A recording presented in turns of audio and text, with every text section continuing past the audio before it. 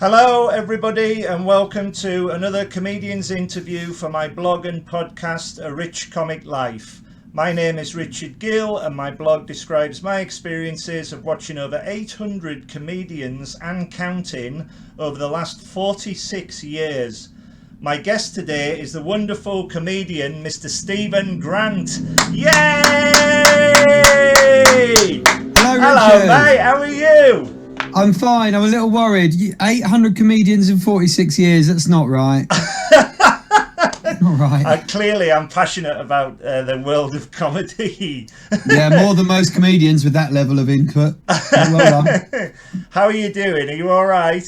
Yeah, I'm surprisingly good for an industry in self-imposed incarceration. Yeah. Oh, tell me about it. It's been a weird old year. Thank you so much for agreeing to do the interview. We're going to talk for about 45 minutes to an hour about your career in comedy, right. And I'd like to go. So we're going to have to pad for about 43 then. And I'd like to go way back and ask you first, how did you become a comedian, please?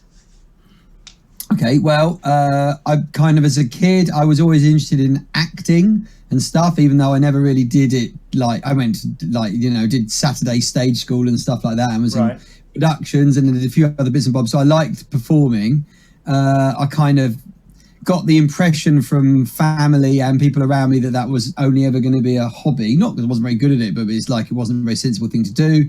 Went into the world of work. Around the age of 23, I started thinking, I'd like to just do something a bit performing like. And I remember as a sort of a teenager, sort of about 17, going to a comedy club because I was really young looking.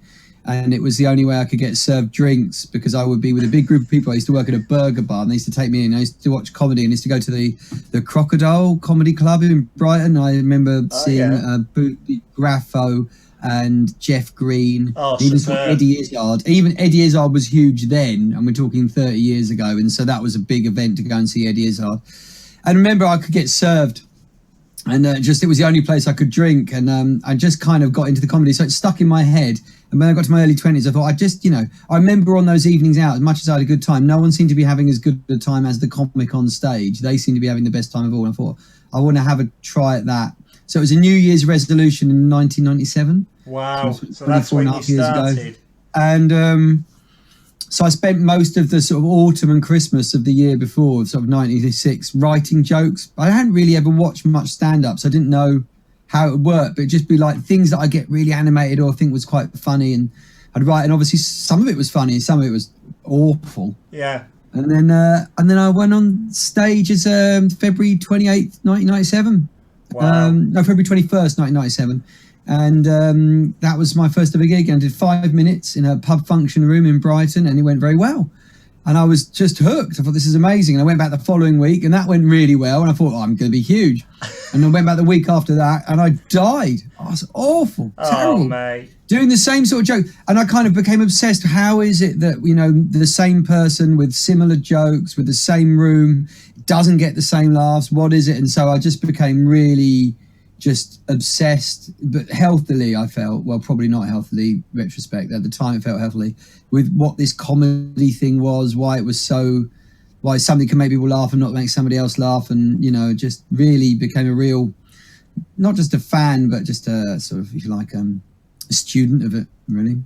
What I love about watching you is your incredible enthusiasm to get an audience laughing. Whenever I've seen you, and I've seen you many times over the years, you've just got this zest for life when you go out there, and it's wonderful to watch. Enthusiasm for an audience laughing. That could be translated to just straightforward neediness, I think. I suppose I've never had, it's a mixture of things. First of all, I'm sort of a fairly purist comedy that people are laughing. You're hard pushed to convince yourself it's funny. But also because that verification that that comes with laughter is kind of, it vindicates your sort of professional existence.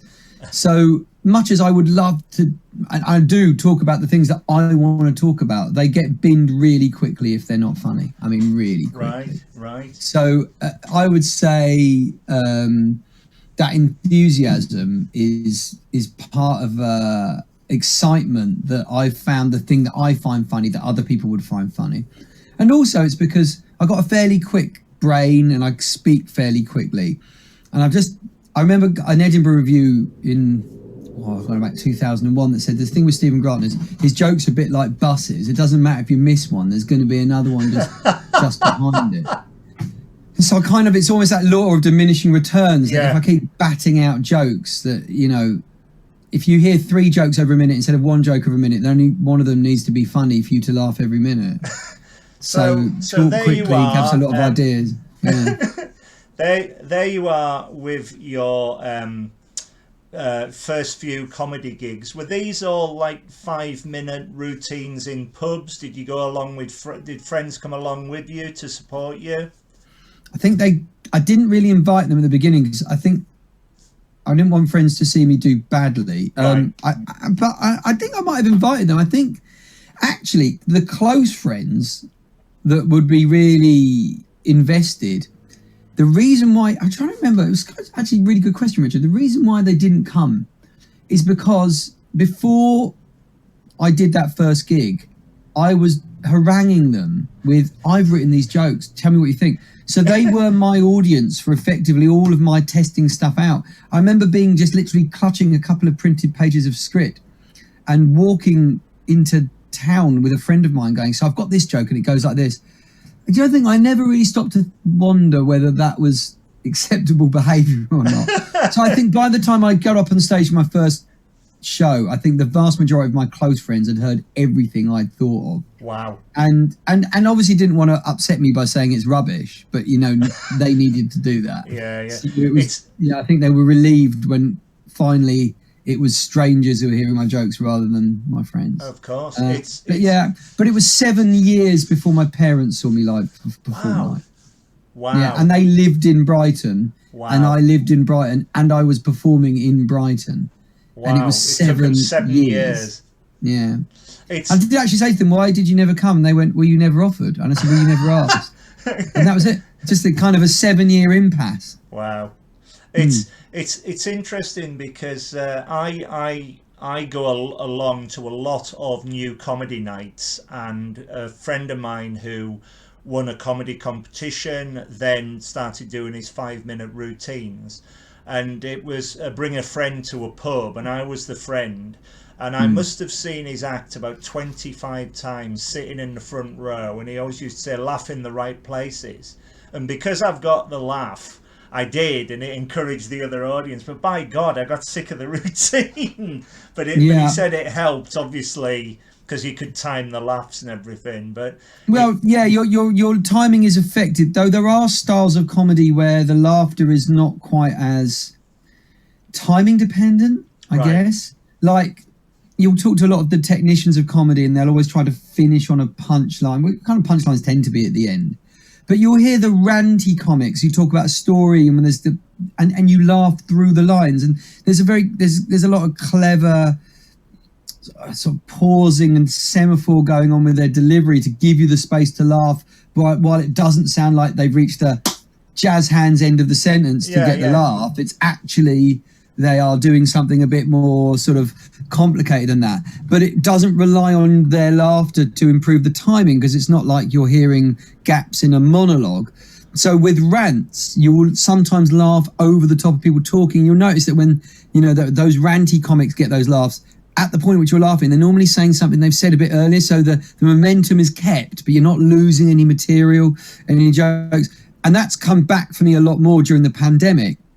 I'm doing a lot more shows where I'm having to just talk to a camera, and I can't rely. And even if it's a Zoom gig, you know, and I can see the other people, they're on mute and I can't hear their laughter. So I've got to pause in my head for it. So I'd say that ranty style suits the internet medium a lot better. That's really interesting.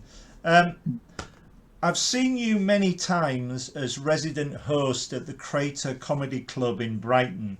How did the Crater Comedy Club start? Well, the clue is in the name, Richard. No, genuinely, I've been running a few little pub gigs in Brighton just to get extra stage time since about 1998, something like that. And they were all quite more miss than hit, I'll be honest with you. Either the wrong place, the wrong audience. Sometimes they're free to get in. I always thought free to get in is great, get a big audience. Didn't realise how tough a free audience is because they don't care. They're just going to the pub, you're in the way. So so it was tricky at the beginning. And then Comedia moved from its old location, which was right by the seafront, to further into a part of town called the Lanes. And they took over an old supermarket. Right. And in the days when supermarkets were destroyed to build theatres, can you imagine that way around this time now? And I went along and I said, look, I want to run a sort of a stand-up comedy night. And they were they're quite theatrical and arty. And they were, well, it sounds a bit, sort of end of the pier. We're a bit more kind of creative than that. I said, no, I promise it's cerebral. It's clever. It's artistic. It's funny. And they said, well, we'll give you a Sunday night every fortnight or something. And so they kind of went into the room that they were going to convert, the main room, main space. And I went down this flight of stairs. And this room did not even have a floor. It was just metal pillars holding up the ceiling. Everything had been gutted. It was just water pouring through the walls, electrics, all the rest of it. And the floor wasn't even flat. It was this massive bomb crater. And it was a crater. Wow. So it was the Crater Comedy Club because the first time I walked in the place, it didn't even have a floor. Wow. And the irony of this is that I only ever mention that when people ask me why it's called that. Wow. Because the room was shaped like a crater the first time I saw it. But that's amazing. Because it's been closed for so long during the pandemic, they've had all sorts of water problems and stuff. Venues need to be run. If they're not run, they start going wrong. Yeah. And they've had to rip up the floor. And they're back right now. The venue is probably closest to how it was when it was before it was opened in and we started running it in early 99. So right. Yeah. Well, it is in my mind one of the best comedy clubs in Britain. Oh, thank you. It's really hard is. work. It's easy to run a comedy club badly, and it's hard to run a comedy club well. To run it well, you've got to just concentrate on a load of things that people don't even realise are important. Of course, everything to do with lights, sound, how people feel on the way in, having security who are friendly so they're not in a bad mood, not making them stand in the rain so they're pissed off and damp. It's just so many things. And don't try not to ambush them with terrible drink prices before the show starts. They're not in a bad mood. It's so many things. But the Comedia gets virtually all of it right. I'm very proud of it. Congratulations to you. Congratulations as well, because you've appeared in many a comedy competition, most notably the winner of the Best Comedian at the Juicy Awards in 2003 and the winner of the Best Compare at the Chortle Awards in both 2008 and 2011. They retired me after that.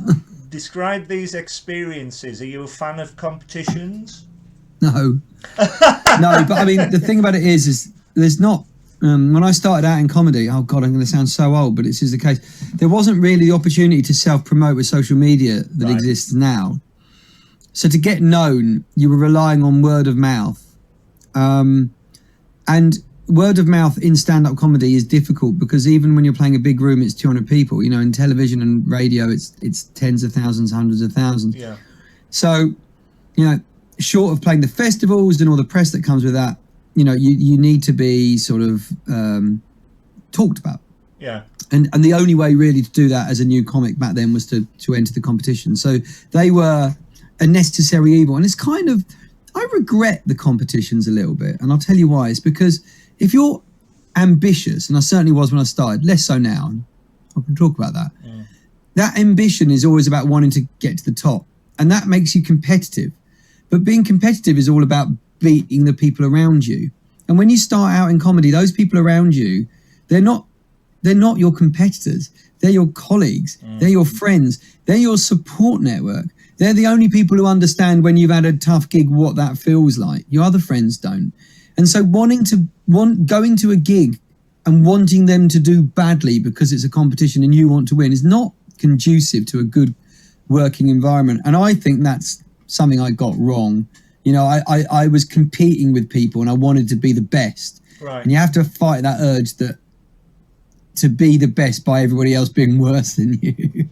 I don't think, and yeah, I mean, yeah, I did well in the competitions, but I think a lot of the people I was in the competitions with, they should have been like my best friends in comedy. And it took a long time for me to kind of just go, like, you know, to be in a settled, happy place with them. Right. A lot of my friends in comedy aren't the people that I started out with, and I think competitions were a part of that.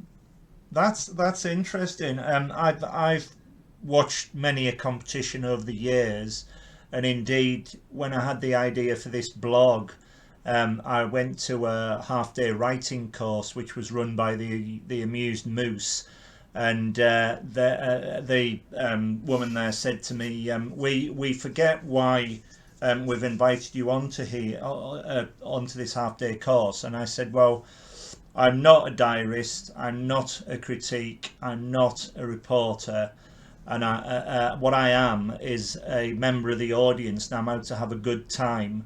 And I regard my blog as an enthuse for all the people, all the comedians that actually get out and have a go." And she looked at me and she said, "Oh, we like you because the rest of them were all wanting to be reviewers." And she moved on. She never bothered me again. And so it was my experience of seeing what it's like to be in a different kind of competition, but it was a similar thing where you were like jostling to try and be the best. And I thought, it's not what it's about. This, I'm just out to have a good time. And you know, that's why the blog took off, really. And the blog, that's why I write it, and it's a continuous thing, you know. It's fascinating. I've talked to many a comedian about the competitions, and they've all said, you know, they've all got differing views on it. But it's very interesting what you say. Yeah, I mean, there's nothing wrong with being called. Right, well, I'll take that back. There's something fundamentally wrong with being called the best comedian. Yeah. Because at best, you are the best comedian on the night. Yeah. And at best, you're the best comedian on the night in the mind of the people who were responsible for nominating you as the best comedian. Sure. And what's more is that if you work in comedy, you know, your position on the bill makes a huge difference. Yeah. You know, I mean, realistically, if someone said, "All right, I want you to test these 10 dishes and tell me which one's the nicest," it's never going to be the 10th, because the 9th one you're completely full and you don't want to eat another thing. But that 10th dish could be the best one. Yeah, you won't know unless you're really good at knowing that I've got to taste it and ignore this. It'd have to be the 3rd or the 4th one. And comedy is exactly the same. So to be the best comedian based on how you did once on one bill, based on where you were in the running order, based on who else was around you and how they felt, you know. And if you were in a room that suddenly had a massive stage, if you're the kind of actor who's really physical and dances around, then you'll catch people's attention. If you're one of these rooms that's got a really small, intimate stage and everyone's really close, but you're quite sort of quiet spoken at, that could be the best gig of your life. So the whole idea of the best comedian, yeah, fair enough. There are good comics and there are bad comics, but you wouldn't have a Premier League where you decided the end table after one game. And that's what comedy competitions are. They're a one-game league. Yeah. They're not representative.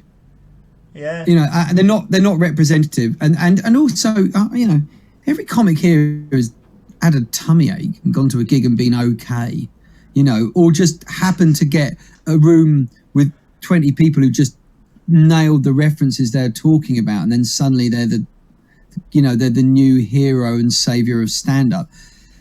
So it's, yeah, I mean, a good comic and a really good comic will be great all the time. But the bizarrest thing about comedy competitions is they're almost exclusively aimed at new comedians. Right. And the hit rate with new comedians is so sporadic. Yeah. That it's just literally which way the wind is blowing. But yeah, a great comic should be funny all the time, and a terrible comic can be terrible all the time. So typically the people who win comedy competitions are funny, you know, but at best what they were was the best on the day. And then just in the opinion of the people who are watching, you know, that's why comedy judges are so important. That's why if you do a comedy competition and it's voted for by the audience, forget it. it'll be almost entirely down to who's in the right position on the running order. Right. But there was a time when comedy competitions were huge. When I went to Edinburgh, there were 4 competitions running. 3 of which had a final in Edinburgh. The BBC New Comedy Award was in Edinburgh. The Daily Telegraph Open Mic Award, which was huge then, was in Edinburgh. And So You Think You're Funny, which is the only one that's still running of those 3, was in Edinburgh. And all of them were televised, and all of them had a final that was live in Edinburgh, and all of them were seen by hundreds of people. And it was really rare that someone would win both, 2 out of the 3 in the same year. But they would all be new acts. I remember one year Peter Kay won 2 of the 3. I think one year Paul Foot won 2 of the 3. That was it. It was actually. Do you know what? I think Peter Kay and Paul Foot were both in the same year, so it couldn't have been the case. Sure. So just it's just I think competition's great if you can win them. Does show the fact that you're funny, but the best at the time, no. Ricky Gervais entered no comedy competitions. Ricky Gervais did not do Edinburgh. Yeah. Possibly one of the most successful comedians this country has ever created. So. Oh yeah, I totally agree. It's a fallacy. Let's move on to Edinburgh proper. My home city is Carlisle, but I've lived and worked in London for nearly 30 years. I go up to Carlisle every summer, and my holiday is the Edinburgh Fringe. I go there.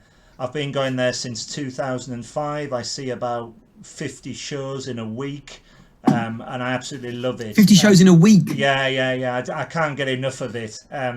I've done 60 in 4 weeks before while I was performing. So one year I went to see as many shows as I could around performing and rehearsing. Wow. And I saw 60, and I tell comics that's a lot, but 50 in a week, I'd have to be sponsored.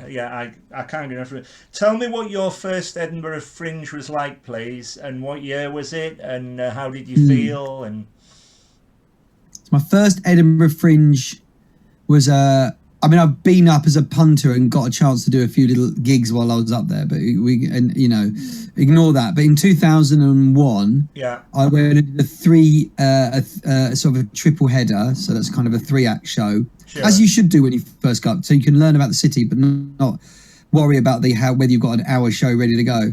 And it was myself and Paul Foot and a woman called Veronica Mackenzie. I've no idea what she's doing anymore now. Right. It's kind of a strong, confident, sassy sort of black act, and she was really, she was a really good sort of counterpoint on the bill. And I remember thinking she's really smart, liked her. And obviously Paul is a unique comic proposition. He's great.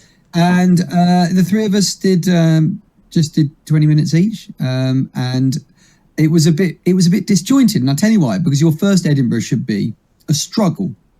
It should be difficult to get numbers. But my very first Edinburgh, we were full pretty much every night. And it wasn't just because Paul was excellent, which had in it, and he had all these sort of accolades from the previous year. It was because I was being followed by a documentary called Edinburgh or Bust, which was on Channel 4. And we're talking about very much pre-digital channels where people would watch, 1 million people would watch a channel because it was their only choice out of 5, and so I was on a Channel 4 documentary called Edinburgh Bust, and they were following me around as a new comic to see how my Edinburgh would go. But of course, it was completely non-representative because I was having a fantastic Edinburgh because I was being followed by a production company. I think documentary should be after the event, not in real time. Sure, yeah. So, in the run up to Edinburgh, they were showing all the episodes of me doing the competitions and trying material out and what it was like to have a job and go to comedy. They were showing what it was like for the new comic. Sure. So I was really well known in the comedy industry for being a new comic. Yeah. And so when I went up and did that show, I was full every night, but I wasn't ready for the level of what's the word? I suppose attention I got. I'd only been doing comedy 4 years, of which maybe a year and a half of it In fact, this is the whole point, isn't it? It wasn't 2001. 2001 was my first one-man show. Yeah. Scrub that. It was 99, something like that. It was 1999. Oh God, this is the problem. I'm going to actually have to look at this backdrop behind me to try and work out. It'd be somewhere up there. 1999, I think it was, that I did that show, and it was it was. I was just too new, right. to get it right. Right. But during your Edinburgh runs that you've done, you've taken 6 solo shows up to the Edinburgh Fringe since 2003. I saw your show second in 2008, which I thought was outstanding. Describe your writing process, please, and where you get your ideas from for a show, if indeed you have a writing process. It's the skeleton versus flesh approach. A lot of people start with the flesh. In other words, they write loads of routines, then look to see what joins them together, and then come up with a skeleton. So the idea is that name of the show and the thing that joins it all together, and the narrative arc and the path that the show will walk has been reverse engineered, because somebody has basically made the meat and the muscles and then has found something to hang it off. Right. I'm a bit like that, but not really. I'm more skeleton first. What happens is I will write 1 or 2 routines and think, God, this opens the door to so many ideas. And Second was a good example of that. Second was this whole concept of what does it mean in life to be successful but not a winner, to be second in things, and it was all talking about second class and second class post, and second class travel, and people who finished second in the Olympics, the silver medalists, and what means to them. And it was because I had a couple of routines, maybe actually 3 or 4 that I'd written that had a kind of a concurrent theme. One of them being the runner-up for being the new presenter in Top Gear, right? Which is a lovely little story I've got. Well, I know it's lovely. It's up to everyone else whether it's lovely or not.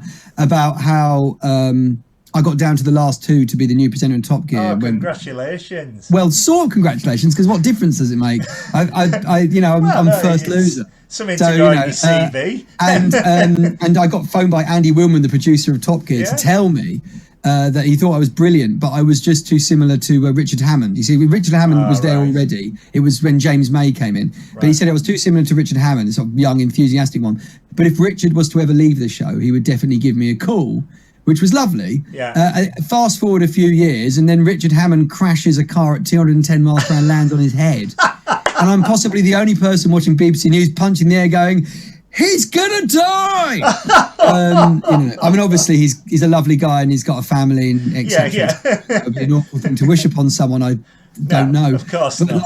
I was so close. And so I've got this lovely little routine about me going like, he's landed on his head. There's an air ambulance. Mate. Like, come on, everyone. I'm going to move to a bigger house, But like, and then I had a nice little one about you might have seen it as well, because I always try and do a lot of sort of not multimedia, but try and build in ideas with stuff. And I had a go at sending first class stamps and second class stamps to places to see which one arrived first, to see what is the difference between first and second. And we're also doing happiness of people on first and second class carriages, but trying to see what the difference was.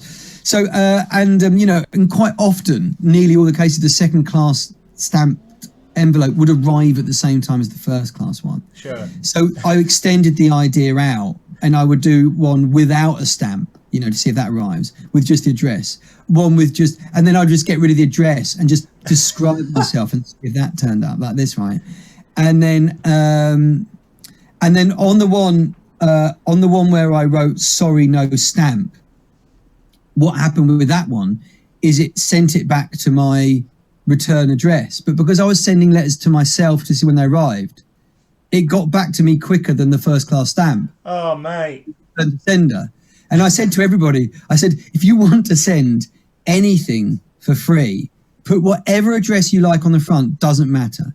Put the address on the back as your address, as the address you want it to go to, and on the front write sorry, no stamp. And people love this idea, the idea that you can send any post for free by pretending your sender's address is the address that you actually, the address you want it to go is your sender's address. Sure. And that idea plus the Top Gear idea brought it together.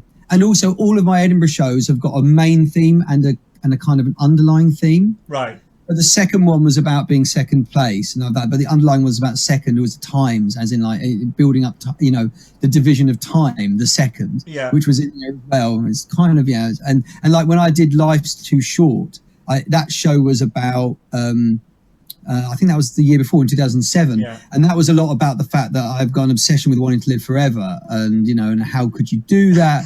But it's also because it was probably one of the greatest criticisms I ever had growing up, which was to stop being so pedantic and anal and kind of over analysing because life's too short.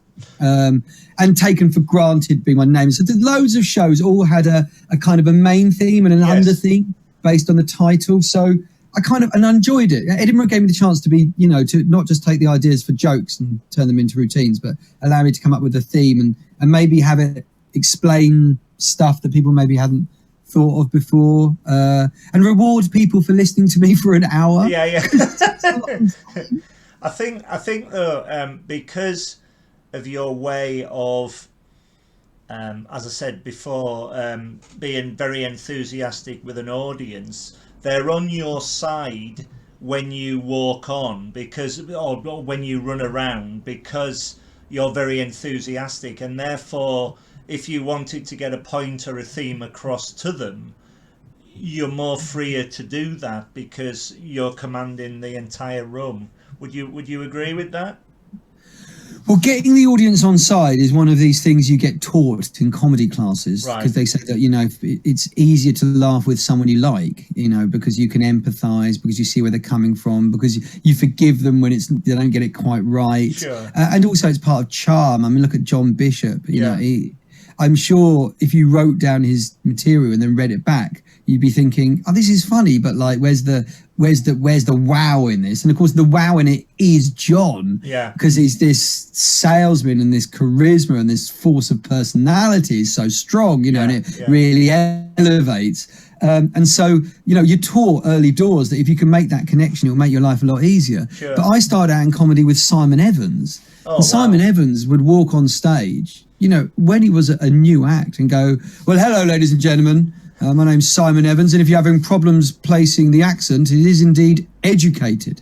And he would talk down to the crowd right from the outset. He would play the highest status, He'd say not public school, just normal school, just unlike you. I listened, and he would just be not mean, but just higher status, and he would seek to distance the connection between himself and the audience, to elevate his status, to be, as he always told me, to be 8 foot tall. Sure. And so, whereas it is a great technique, and it is an often sort of vaunted approach to comedy to make your life easier to connect with the audience, doesn't matter, because if you're really funny, and Simon Evans is really funny, doesn't matter, because they'll love you because you're funny. I mean, great. I love you, but there's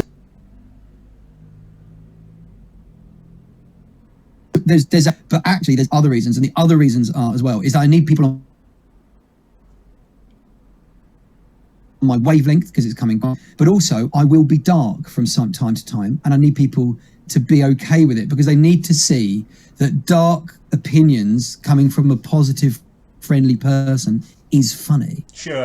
So if I've got stuff about the coronavirus at the moment, about just, how much better the world will be if the old people die, but I don't say it like that. It's a slow creeping thing where I add up the kind of logistical and the sort of the moral argument for the removal of the elderly, and it, obviously it's dark as hell, but it's done in a sing-song voice with a sense of kind of like, well, if it was the other way round, if coronavirus killed the young and left the old intact, I'm not sure they'd be following lockdown with the same level of vigor. I think they'd be dancing through the bingo's hall, shoulder to shoulder, without a care in the world, passing Werther's originals mouth to mouth, going, well, they played their music on the bus at full volume, using their phones, they had it coming to them. So there's all kind of approach to it that is kind of, that allows me to get away with it. And if I didn't have that friendly connection, then there would be a distance. Sure. You know? And and it's interesting because, of course, when you do that on social media, you don't have that friendly connection, so you get into trouble. Right. So when I try out my jokes on social media, and slightly darker ones, I get argued with, I get put down, sometimes by other comics as well, because it's bereft of the connection that allows you to do it. Right. Sure. You know, so it's important to my comedy to be that. Yeah. But not just as a kind of a comfort blanket for when the jokes are a bit mediocre. Sure. Yeah. Again, very interesting answer. What do you think makes a good compere? The ability to be in the moment. Right. That's just number one. I mean, you know, there are the mechanics of comparing, you know, set up the show properly, make sure that everyone has a good time, keep control, you know, keep the energy up, or at least keep the energy where it needs to be for the actors. There's loads of techniques and tweaks and everything that's there. And I'm really passionate about comparing as an art form, and how important it is to comedy. Though there are some very successful comedy clubs that either don't have a compere or have a compere that just introduces people off a clipboard, and they're still great gigs. So we're not essential, but we do make a difference. But it's in the moment, because the thing about stand-up is, especially when people come into it from an acting perspective, it's really easy. No, it's not easy. It's really straightforward, better phrase, to write, finesse, and rehearse a brilliant set, irrespective of the crowd in front of you. Sure. So even though every comic does tweak for audio or the delay before people laugh, or their environment, you know, makes a mention the curtains behind them, 95% of their act is identical. You know this. You've seen comics numerous times. Yeah. You've seen them do the same stuff. Yeah. Of course, people will naturally tweak and adapt to their environment. But the problem with that is that if people want to watch incredible, well-rehearsed, well-performed stand-up, they can just watch the Apollo on YouTube. Yeah, exactly. You know, you need to have a reward for being in the room, being live. This is where the online comedy has been so interesting, because you're still watching on a screen, but you're in the moment. Yeah. So it's got to happen there and then. I much prefer comparing online than I do to doing a set. Though admittedly, when I do a set, I will chat to people as well. And it's just the reminder of the fact that you've got a brain that allows you to be wired for comedy, and to take the impetus of what's going on behind you, to make a comment about it, to bring in something you've mentioned earlier on, to segue into a material you've got, an observation or an idea that might be related to something that person said, or what they're dressed, or who they're with, and all those sort of like twists and turns. Reward people for the fact that they're watching comedy live. Because what is the point in watching comedy live if the people that you're watching aren't going to do it like it's live? So you have to be in the moment, mention what's going on. Actually, sometimes quite important to not mention what's going on. Like if there's a band next door, never mention it, because then all the people do is hear it. Don't mention the fact it's boiling hot. Otherwise, everyone suddenly realizes they're hot when they don't, when they're, you know. So, but it's also, it's about ensconcing that crowd in an environment that you've developed and you've generated, but giving them the feeling like it only ever happened that one time. The amount of times, like, you know, he was never really a joke comic, but Rufus Hound, when he was a compere, was hugely successful because he gave people the idea that what they were watching could only ever happen that day, in that moment, at that time, right? And of course, it's a device, and he's an incredible improviser, you know, and so he knows how to kind of to steer a room in that direction, to provide the misdirection, to engineer it how he wants it. But that was such an important technique and skill that, you know, people would always construe that as being the funniest man there. And also people come up to me afterwards and they say, after comparing, they go, "Oh, that was brilliant. You know, you should be a comedian." And of course, I don't realize that could be wildly insulting. But of course, what's happened is they've just seen me react to stuff going on and have thought that everything was off the top of my head. And quite often it is, but quite often it was once ages ago. It went really funny. I thought, I'll remember that and I'll do that again the next time it happens. Like when I ask an audience something, even if it's an open-ended question, not a yes, no question, and they think they're giving me an original answer, they aren't. There's probably You have only it 4 or all 5 yeah, answers ready. to every question Yeah, ever. yeah. And every single person who thinks they've come up with something original is just a carbon copy of the last person who thought the same thing. So, That's really so when interesting. people go, Yeah. oh, how did yeah. you come up with it at the top of his head? It's because I've been doing this 24 years. Yeah. And you're nowhere near as original as you think. In fact, if someone says something genuinely original, quite often I will just tiptoe off the stage, go up to them and give them a little pat on the back and say, well done, that was excellent. It's so rare. It's interesting what you say, because it reminded me of the story when we went to the Edinburgh Fringe in 2012.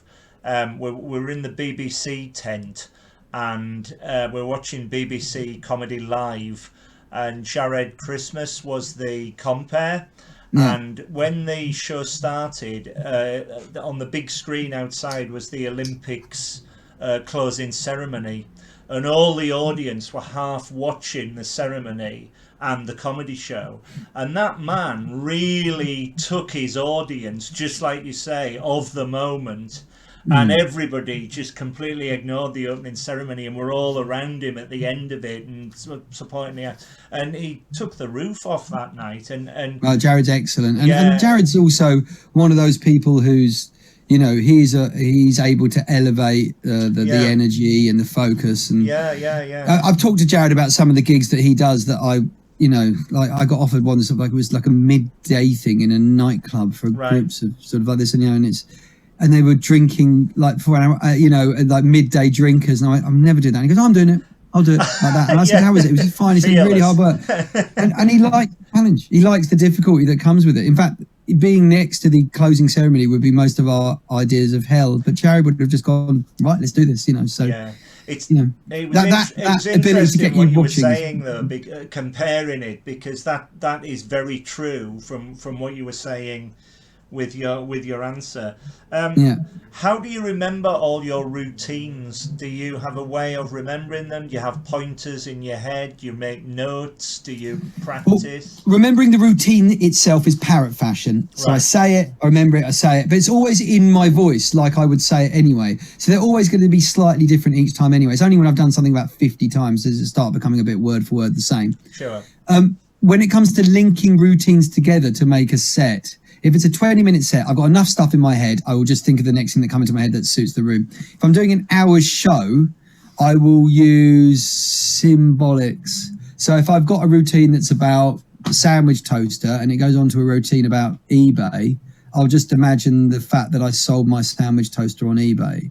And so I will just have an idea in my head, and then that will just go, right, eBay, that's the trigger. So you know how comics quite often have got like a set list written on their hand? Sure, yeah. It's like a series of things about what they're going to talk about, and it's normally just a word because they've learned routines in as well. And of course, so your routines are a bit like if you're like a manager of a football team, and your routines are like your players, and you sort of bring them in and out, but they kind of, they're encapsulated within one thing. Once you've got the routine right, you tend to leave it alone, and then just move it into different places and add it to other routines, and stuff like that. So the actual routines are parrot fashion, and for shows, I try and link them together. Right. What ambitions, if any, do you have as a comedian or compere?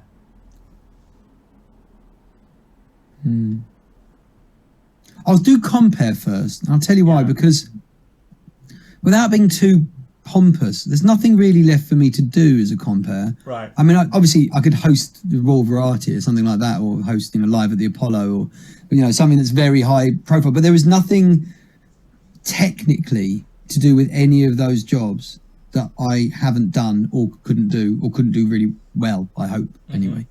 So from an artistic perspective, there isn't a huge amount of comparing ambition left. Sure. There are some tough comparing jobs, like hosting the Golden Globes or hosting the BAFTAs, or or the Brits.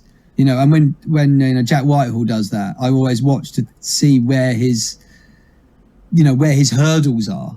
So from an ambition point of view, when it comes to the business side of things, of course I'd like to do that, but that will come with sort of profile and and just being better and people wanting you to do the job, and maybe that won't happen because there's an age thing and an image thing as well that goes with it.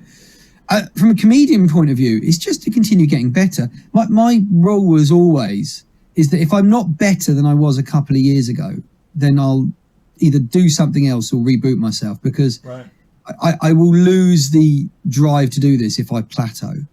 So I'm constantly trying to improve. The only problem is that me as a proposition is changing. I'm getting older. My references are different. My connections are different. I will appear different to an audience as well. Sure. So I can't really reinvent myself. I've just got to get better at what it is that I do. But I like that challenge. And I watch people who are really, really funny, the Romeshes, the Sean Walshes, the Steve K. Amoses of the world. And I look at the joke, and then I look at the performance, and I realise that they're wringing out such a huge amount of performance out of the joke that there's always more to go. And until McIntyre came along, we all just thought we had to be either lucky or just had a good idea. And then McIntyre would work. He would be good, and then he'd work until he was great, and then he'd be great, but he would still work on the act and himself and the delivery until he was incredible.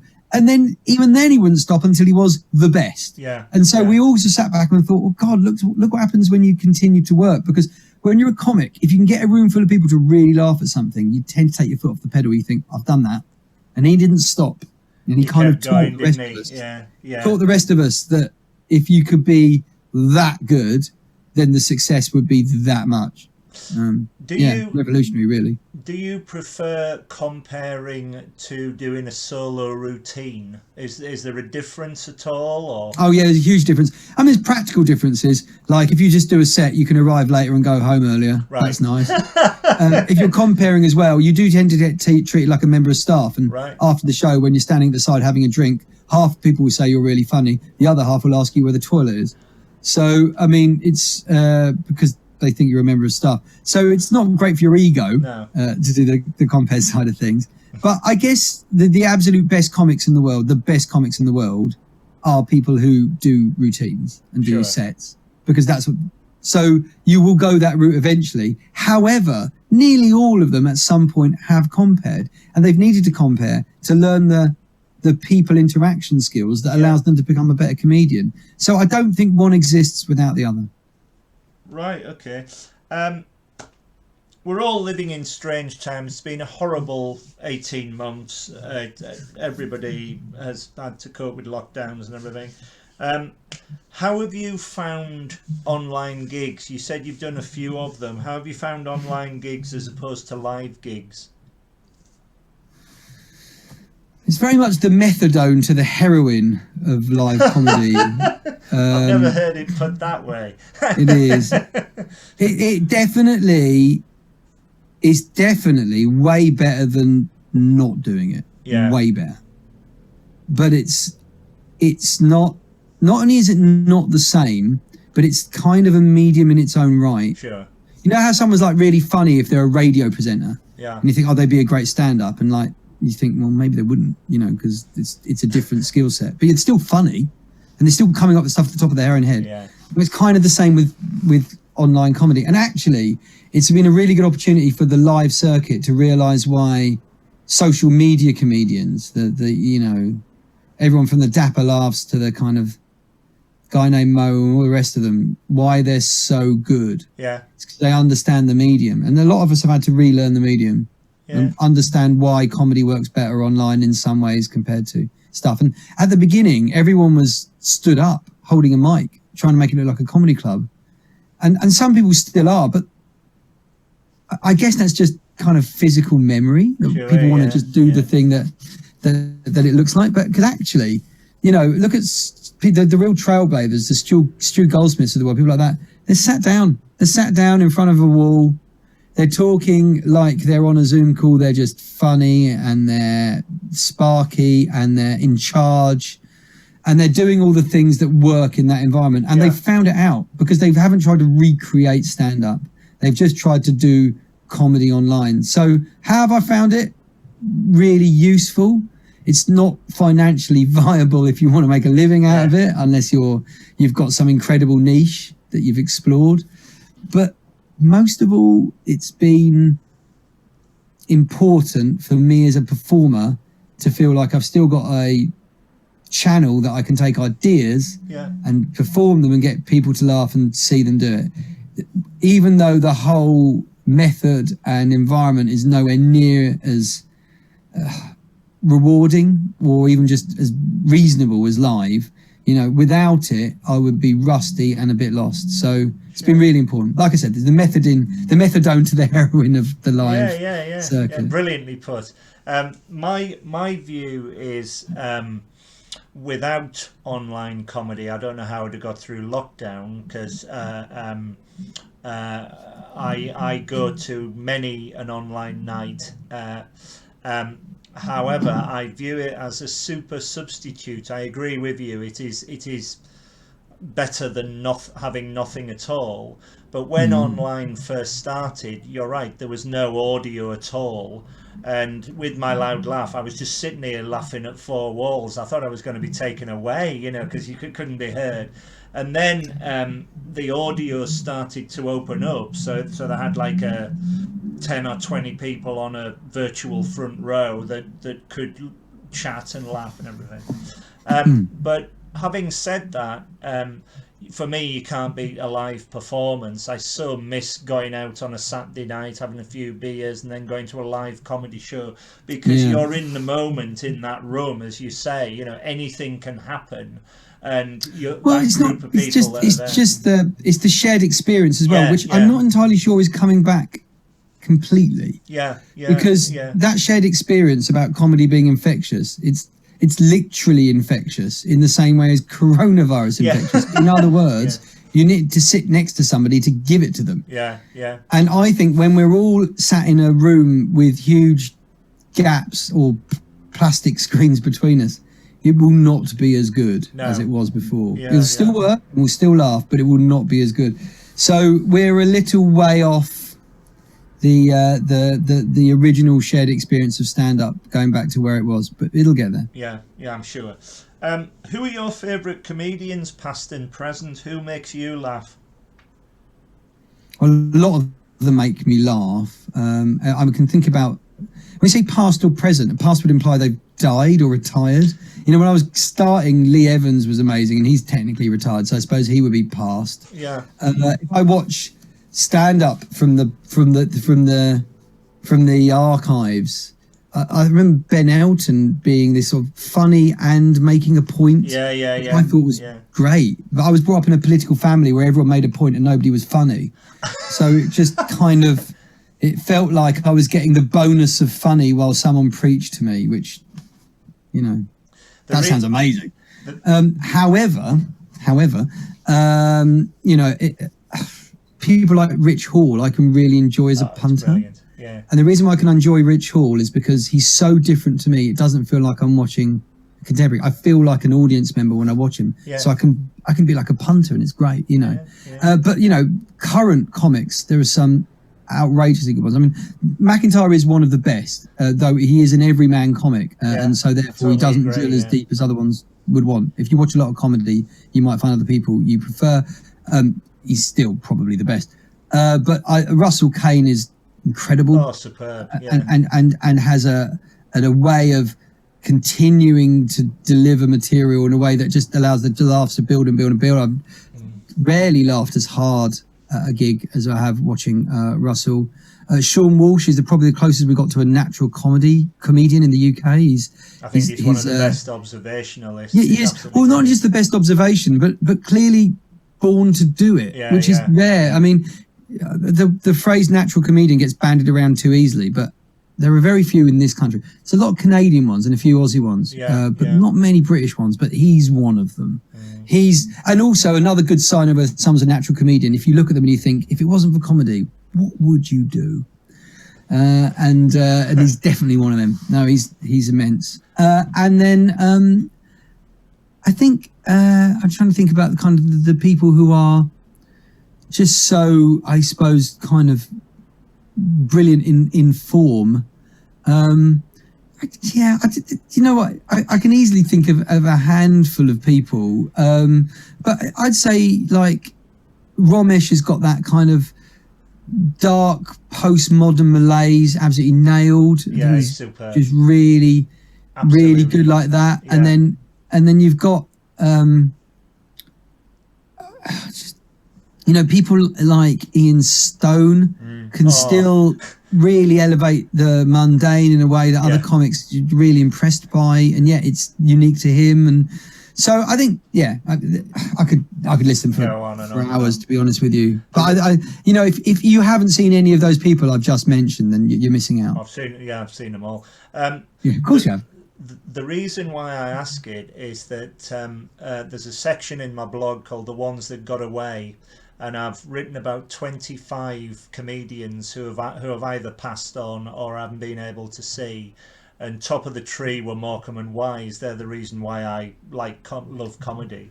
But I did see in the 70s Les Dawson and Tommy Cooper and Ken Dodd, and I was hooked from then on. Well, if you want to look at an original comic from that generation, who is much more of a catalyst to the live British stand-up comedy circuit as you see it now, check out Jasper Carrot. Oh, he's brilliant. Yeah. I mean, they were all brilliant, but the thing about Jasper Carrot was he had an opinion and he had an observation. Yeah. And he would string them together with jokes in monologue. Now, obviously, that he wasn't the very first person to do it, but realistically, he could do that back then and it was funny, and he could do that now and it would be funny. And it's not because he's a brilliant comic. Obviously, he's a brilliant comic. It's because the nature of his communication was quite personal. He wasn't going, here's a funny thing. He was going, I've got this opinion, and it was up to us to realise it was funny. And I think that is the cornerstone of the Obso comic now, the observation comic now. And I still think, I look, even though I mentioned Ben Elton, I watch back some Ben Elton stuff now as well, and it is aged, and it is the style of it. You go, it would be a bit like, when he says that. No one says that in comedy anymore now because it's quite obvious. You know, however, Jasper Carrot would tell a story and there would be no fat on it, and there would be well written and the meat of it. And the jokes would be obvious, and there was, you could second guess it. And he wasn't probably the sharpest comic mind, but the style, the content, everything. It was the bridge between the comedy of before and the stand up of now. I think. I saw Ben Elton at college in Stoke, and he was on stage for about 3 hours. This was in 1987, something like that. And his theme, he picked a theme for each show that he did, and of course, being at college, it was all about student life. And then I saw him again in Carlisle, and it was all about local life, and it was astonishing the wealth of material he had as a comic, because he could just throw out new stories. He must have, realised where he was and really thought about it as he went on stage. It was glorious. Comics like to show off their brain. This is what they do. They like to show off their brain, you know. And he's got one, and a great writer, you know. So and that came across. Yeah. Like me, before you were a comedian, or whilst you are a comedian, do you go to many comedy gigs as a member of the audience? No. But I do help run comedy sometimes when I'm not on. No. So I'll go along and I'll watch it. And because I'm comparing, I'll watch the other comics. Yeah. So I probably still watch more comedy than the vast majority of comedy fans, with the exception of you, Richard. I do watch more comedy. So I know people's routines very well. I know their material well. Yeah. So I do watch a lot of comedy. But out of choice, no. I mean, this is what I do for a living. Yeah. And much as I adore comedy and I've missed it terribly, it's still not a night off to go and watch it. Sure. Just before we go, and I could chat to you all night, I've thoroughly enjoyed this. Thank you so much for your time. is there anything else you would like to say? Have you got any online gigs coming up? Where can people find you on social media, that sort of thing? Just head to stephengrant.com or just add us on Twitter. Tell us you've listened to this as well. It'd be great to know you've heard it, you know, and I'll get a chance to say hi. But yeah, no, just follow us on social media, really. It's a mixture of my real life and my comic ideas. But then it isn't all comedy. Well, for me it is anyway. So yeah, that's it. I tried not to do this sort of thing to sell stuff. If you really want to buy something off me, I run an online comedy escape room. So get some friends together and play that. And I host an online escape room where it's a genuine escape room, but it's with me hosting it. That you might enjoy that. Brilliant. Well, I for one am looking forward very, very much to coming to the Comedia and seeing you again at the Creator Comedy Club live. I believe the Brighton Fringe is going to go ahead. I'm just reading anyway that this year, who knows, but I'm really looking forward to coming to see you again soon. And thank you so much for your time, and all the very best to you. All right. Thanks very much, then, Richard. Cheers. Thank you. All the best. Thanks.